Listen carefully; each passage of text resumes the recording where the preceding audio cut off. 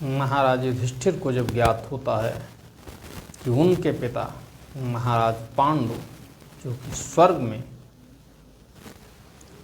राजसूय यज्ञ न कर पाने की वजह से अत्यंत चिंतामग्न है, तब वह अपने चारों भाइयों सहित राजसूय यज्ञ करने का दृढ़ संकल्प करते हैं। उनके इस संकल्प को पूरा करने के लिए उनके सखा और ममेरे भाई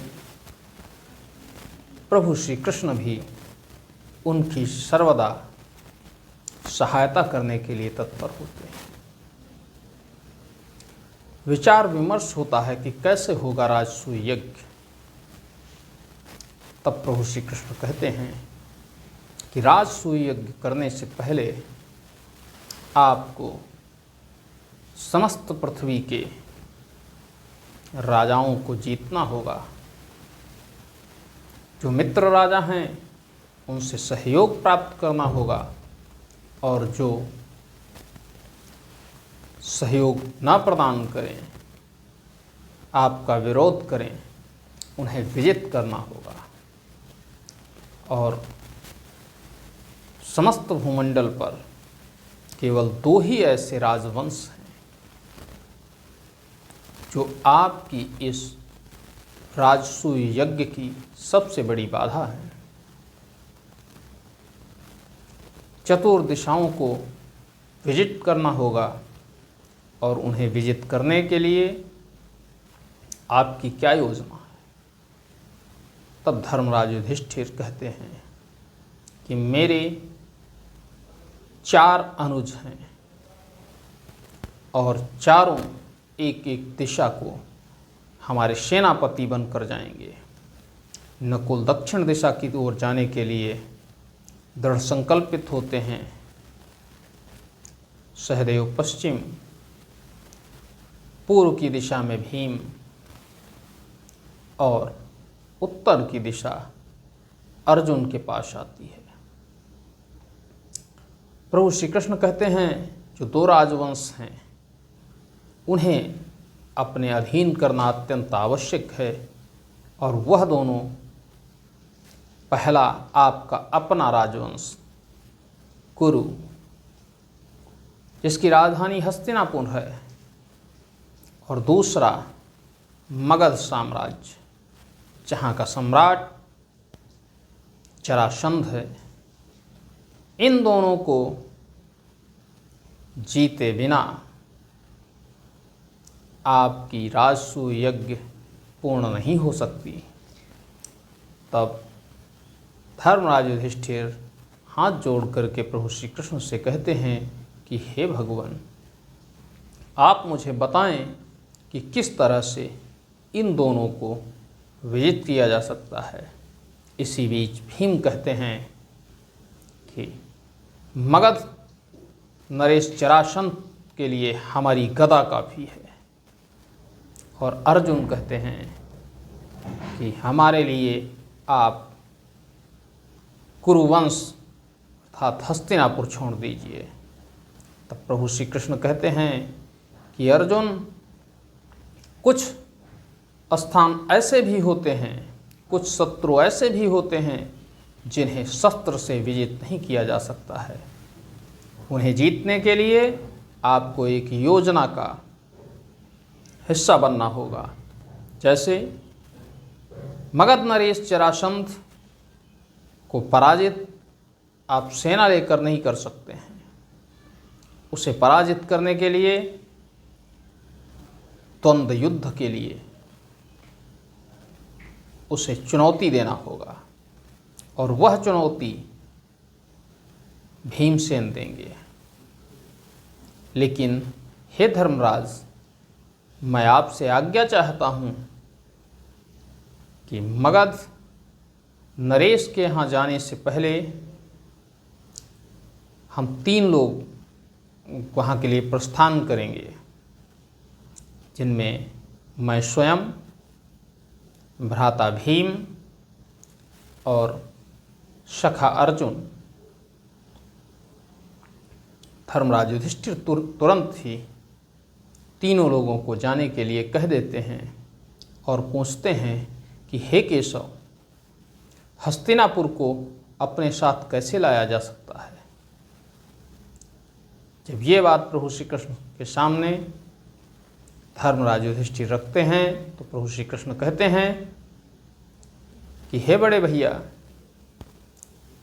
कुरुवंश को अपने साथ लाने के लिए आपको स्वयं हस्तिनापुर जाना होगा और हस्तिनापुर पहुंचकर आपको महाराज धृतराष्ट्र और पितामह भीष्म से राजसूय यज्ञ संपन्न होने का आशीर्वाद प्राप्त करना होगा।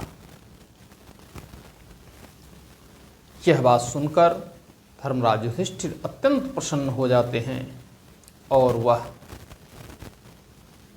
हस्तिनापुर जाने के लिए तैयारी करने लगते हैं। इधर प्रभु श्री कृष्ण भीम और अर्जुन के साथ मगध नरेश जरासंध के यहाँ प्रस्थान करते हैं।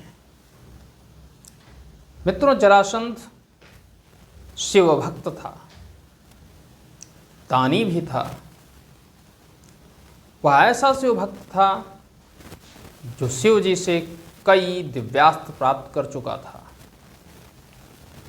उसकी मृत्यु भी इतनी जल्द संभव नहीं थी, क्योंकि वो जन्म से 2 हिस्सों में बटा था और बाद में तंत्र विद्या के द्वारा जरा नामक राक्षसी के द्वारा जोड़कर उसे एक बालक का रूप दिया गया था और उस जरा नामक राक्षसी के कारण ही उसका नाम जरासंध पड़ा था। मित्रों, जरासंध को मारना कोई सामान्य बात नहीं थी। उस समय के समस्त राजाओं के लिए वह असंभव था। यहाँ तक कि स्वयं प्रभु श्री कृष्ण भी उसको नहीं मार सकते थे, क्योंकि नियति जिसके लिए जो कुछ निर्धारित करती है, प्रभु नियति के अनुरूप ही चलते हैं। वह कोई भी ऐसा निर्णय नहीं लेते हैं जिससे कि विधाता का बनाया हुआ विधान टूट जाए। प्रभु श्री कृष्ण के लिए कुछ भी असंभव नहीं था, लेकिन फिर भी उन्होंने विधाता का सम्मान रखते हुए उसी व्यक्ति के हाथों जरासंध को मरवाना उचित समझा जिसके हाथों उसकी मृत्यु सुनिश्चित हो चुकी थी, और वह भीमसेन के हाथों ही वीर गति को प्राप्त होता। प्रभु श्री कृष्ण जब पहुँचते हैं मगध नरेश की राजधानी राजगृह, तो उस समय जरासंध शिव आराधना में लगा हुआ होता है। शिव आराधना करते करते उसे कुछ समय बीत जाता है। शिव मंदिर जो कि नगर के बाहर था, उस मंदिर के बाहर याचक गण खड़े हुए थे। प्रभु श्री कृष्ण अर्जुन और भीम को बताते हैं कि महाराज जरासंध सूरवीर हैं, दानी हैं। उनके शिव दर्शन के बाद जो कोई याचक उनके पास पहुंचता है, वह उसकी इच्छा अवश्य पूर्ण करते हैं, और हमें भी आज उनके सामने याचक के रूप में ही पहुंचना चाहिए। प्रभु श्री कृष्ण, भीमसेन और अर्जुन ब्राह्मण वेश में वहाँ पहुँच जाते हैं। इधर महाराज जरासंध जब शिव आराधना पूर्ण करते हैं तो वह मंदिर से बाहर निकलते हैं, और बाहर निकलते ही उनके महामंत्री अन्य अनुचरों के साथ धन धान्य को लेकर खड़े हुए हैं कि कौन सा याचक क्या मांगेगा। इसी बीच एक याचक उनसे सहायता मांगने के लिए आता है और वह कहता है कि हे महाराज, एक व्यक्ति ने हमारी ज़मीन हथिया ली है, अब हम अपने परिवार का भरण पोषण कैसे करें? मुझे न्याय चाहिए। ज्यों ही न्याय की बात आती है त्यों ही जरासंध क्रुद्ध हो जाता है और वह कहता है कि हमारे साम्राज्य में और अन्याय, ऐसा कैसे हो सकता है? हे महामंत्री, यदि यह सही है कि उस व्यक्ति के द्वारा इन ब्राह्मण देव की जमीन पर कब्जा किया गया है, अतिक्रमण किया गया है, तो शीघ्रातिशीघ्र जाकर उसे उचित दंड दिया जाए, जिससे कि हमारी न्याय प्रक्रिया पर उठने वाली उंगली सदैव के लिए नीचे झुक जाए। महामंत्री जी महाराज कहते हैं। इसी बीच दूसरा याचक आता है और उस याचक की भी मनोकामना पूर्ण होती है। अब आगे नंबर आता है प्रभु श्री कृष्ण का, जो कि याचक के रूप में जरासंध के सामने खड़े हैं। जब जरासंध उनके सामने आता है तो वो कहता है कि हे ब्राह्मण, बताइए तुम्हें क्या चाहिए?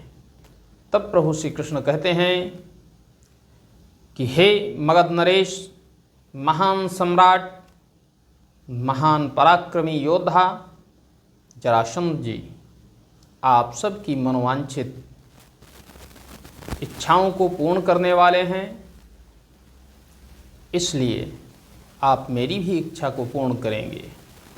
जरासंध कुछ सोचते हुए कहता है कि अपनी इच्छा बताइए।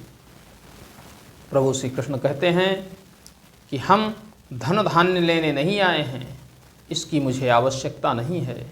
हम जो लेने आए हैं वह आप हमें दे पाएंगे या नहीं?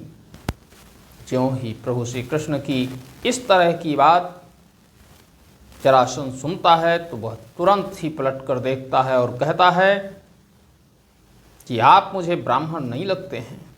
यदि आप वास्तव में स्नातक होते तो आप इस तरह का वचन नहीं प्रयोग कर सकते थे। आखिर बताइए आपको क्या चाहिए? जो चाहिए होगा मैं तुम्हें दूंगा। तब प्रभु श्री कृष्ण कहते हैं कि हमें द्वंद्व युद्ध चाहिए।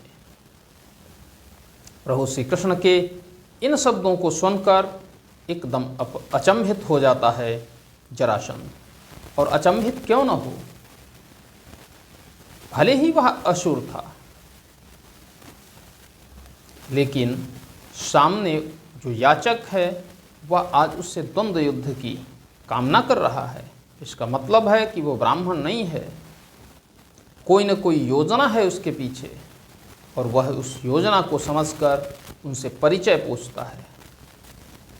जब परिचय प्रभु श्री कृष्ण देते हैं तो कहते हैं कि योद्धा का कोई परिचय नहीं होता है, योद्धा तो सिर्फ और सिर्फ योद्धा होता है। इसलिए महाराज, हमारा परिचय आपको चुनौती देने वाले एक योद्धा के रूप में है।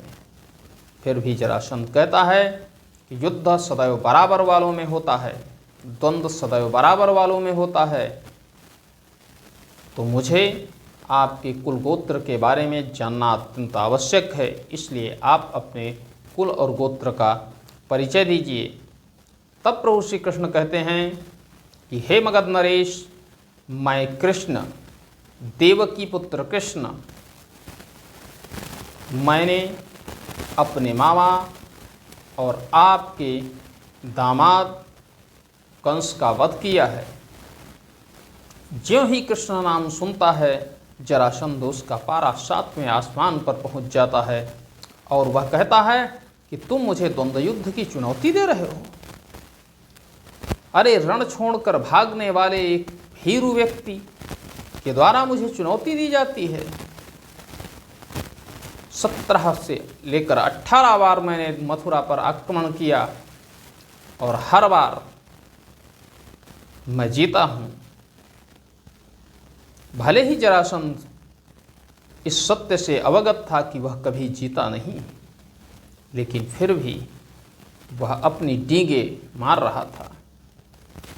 प्रभु श्री कृष्ण कहते हैं कि चलो मान लेते हैं कि आप मुझसे युद्ध नहीं करना चाहते हैं, मैं रणछोड़ हूँ, लेकिन इन दोनों में से किसी को आप चुन लीजिए।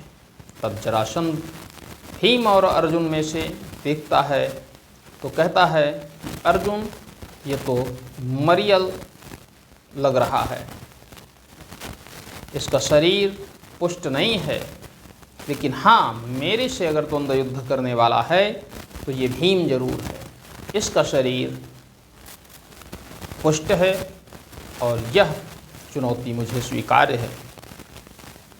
जो ही यह चुनौती स्वीकार करने की बात महाराज जरासंध कहते हैं, तब प्रभु श्री कृष्ण उनसे कहते हैं कि हे मगध नरेश जरासंध, मैं कल प्रातः काल की वेला में आपको आपकी रंगभूमि में चुनौती दे रहा हूँ, और रंगभूमि में मैं समझता हूँ आप अपनी प्रजाजनों के सामने द्वंद्व युद्ध अवश्य लड़ेंगे। ये सुनकर के अट्टहास करता है जरासंध और वह कहता है कि मैं भी चाहता हूँ कि प्रजाजनों के बीच ही मैं तुम्हारा अंत कर दूँ, इसलिए यह चुनौती मुझे स्वीकार्य है।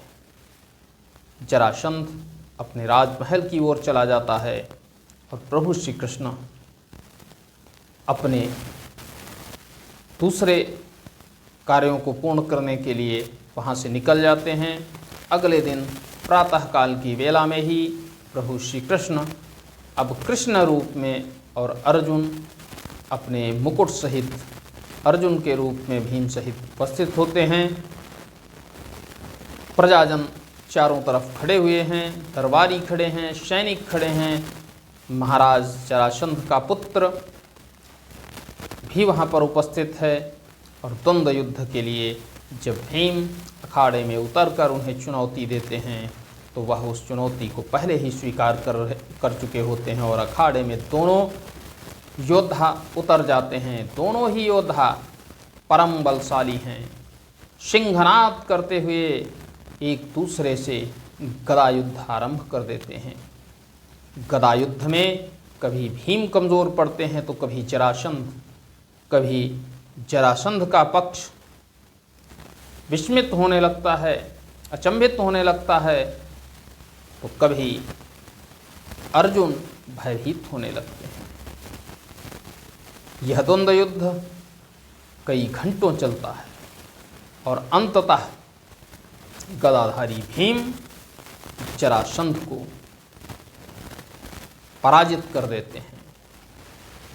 ज्यों ही गदा जरासंध के हाथ से छूटती है, वह द्वंद्व युद्ध करने के लिए भीम से उलझ जाता है।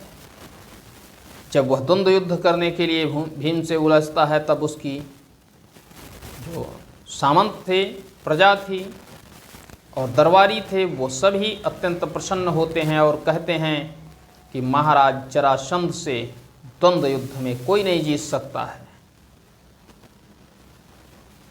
भीम से द्वंद्व युद्ध आरंभ होता है और उस द्वंद्व युद्ध में भीम शुरुआती क्षणों में पराजित होने लगते हैं। जरासंध अत्यंत बलशाली है, लेकिन भीमसेन भी 10,000 हाथियों का बल रखते हैं। वह कोई सामान्य व्यक्ति नहीं थे। मित्रों, एक बात बताना चाहूँगा आपको कि देखिए, चाहे वह सुर हो या असुर, प्रभु की आराधना सब करते हैं। जरासंध भी प्रभु की आराधना करता था, लेकिन वह नर नहीं था, वो राक्षस था। उसके आचरण उसको राक्षस बना रहे थे। जिस तरह से श्रेष्ठ कुल में जन्म लिया रावण भी राक्षस हो गया था। राक्षस व्यक्ति अपने विचारों से बनता है, अपने व्यवहार से बनता है। काल परिस्थिति में जब वह समाज को दूषित करने लगता है, समाज को प्रताड़ित करने लगता है और अहंकार के मद में चूर होकर अपने अधिकारों का दुरुपयोग करने लगता है, तो वह वास्तव में राक्षस ही होता है। आज के परिदृश्य में आपको दिखाई दे रहा होगा कि ढेर सारे नेता जो कि अत्यंत शक्तिशाली हैं, वह भी राक्षसी आचरण का ही परिचय दे रहे हैं। वह भी शिव आराधना करेंगे, प्रभु के मंदिर में जाएंगे, भगवत भजन करेंगे, दान करेंगे, भंडारे चलाएंगे, लेकिन सनातन धर्म को आगे से बढ़ने से रोकने में वह अपना सर्वस्व झोंक देंगे। यहाँ तक कि स्वयं शिव आराधना करने वाले, प्रभु को मानने वाले लोग जब सनातन के ऊपर उंगलियां उठाते हैं तो हर सनातनी को एक कुंठा जैसी जगती है। आज हमारे बीच कितने लोग ऐसे हैं, हमें उन्हें जानने की आवश्यकता है, उन्हें समाज से अलग करने की आवश्यकता है। हम वह करें जिससे कि सनातन का उत्थान हो। और द्वापर के अंत में प्रभु श्री कृष्ण आज सनातन का उत्थान करने के लिए ही अवतरित हुए हैं। उन्होंने गीता में कहा है, जो ज्ञान कुरुक्षेत्र के युद्ध में अर्जुन को उन्होंने दिया है, उसमें उन्होंने कहा है, यदा यदा हि धर्मस्य ग्लानिर्भवति भारत अभ्युत्थानं स्वधर्मस्य तदात्मानं सृजाम्यहम् परित्राणार्थायश्च साधूनां तो विनाशाय च दुष्कृतां धर्म संस्थापनार्थाय संभवामि युगे युगे। अर्थात जब जब इस पृथ्वी के ऊपर अधर्म बढ़ता है और साधु संतों, यहाँ सनातन का अपमान होता है, तब तब मैं किसी न किसी रूप में अवश्य आता हूँ और सनातन को पुनः स्थापित करने के लिए मैं अवतार लेता हूँ। मित्रों, भीमसेन पूरी ताकत के साथ जरासंध से लड़ रहे थे और एक समय ऐसा आता है भीमसेन जरासंध को चित कर देते हैं। ज्यों ही जरासंध गिरता है अखाड़े में, त्यों ही भीमसेन उसके पैरों पर पैर रखकर दूसरे हाथ से दूसरे पैर को पकड़कर उसको दो हिस्सों में फाड़ देते हैं। लेकिन ये क्या, दो हिस्सों में बटे हुए जरासंध के दोनों टुकड़े आपस में पुनः जुड़ जाते हैं और वह अट्टहास करता हुआ पुनः खड़ा हो जाता है और फिर से द्वंद्व युद्ध करने लगता है। प्रभु श्री कृष्ण इस स्थिति को देख रहे हैं, क्योंकि वह पहले ही बता चुके थे कि जरासंध दो हिस्सों से मिलकर बना है। इसलिए भीम उसे हर बार पराजित करके दो हिस्सों में फाड़कर फेंक देते थे और वह पुनः एक में मिलकर जीवित हो उठता था। जब भीम अत्यंत ही व्यथित होने लगे इस बात से कि यह है क्या, जिसे मैं पराजित कर देता हूँ, मार देता हूँ, वह पुनः कैसे जीवित हो जाता है, तब उन्होंने प्रभु श्री कृष्ण की तरफ देखा। और आप जब भी किसी समस्या में होते हैं और ईश्वर का आराधन करते हैं, ईश्वर आपकी सदैव मदद करता है, ईश्वर आपको रास्ता अवश्य दिखाता है। और आज प्रभु श्री कृष्ण ने भीमसेन को भी रास्ता दिखाया। उन्होंने एक तिनका उठाया और उस तिनके के दो टुकड़े किए और दोनों को विपरीत दिशा में फेंक दिया। ज्यों ही उन्होंने विपरीत दिशा में फेंका, भीमसेन समझ गए कि इसको फाड़कर ऐसे ही डाल देते हैं, इस वजह से जुड़ जाता है, इसका मतलब है इसको विपरीत दिशा में फेंकना है। अगली बार पुनः द्वंद्व युद्ध आरंभ होता है और इस बार जब भीमसेन जरासंध को पराजित करते हैं, तब वह उसके एक हिस्से को उत्तर दिशा में और दूसरे हिस्से को दक्षिण दिशा में फेंक देते हैं। आज वह विपरीत दिशा में पड़े हुए हिस्से आपस में नहीं जुड़ पाते हैं, और जब नहीं जुड़ पाते हैं तो कुछ ही क्षणों के बाद जरासंध की मृत्यु हो जाती है। ज्यों ही जरासंध की मृत्यु होती है त्यों ही हाहाकार मच जाता है।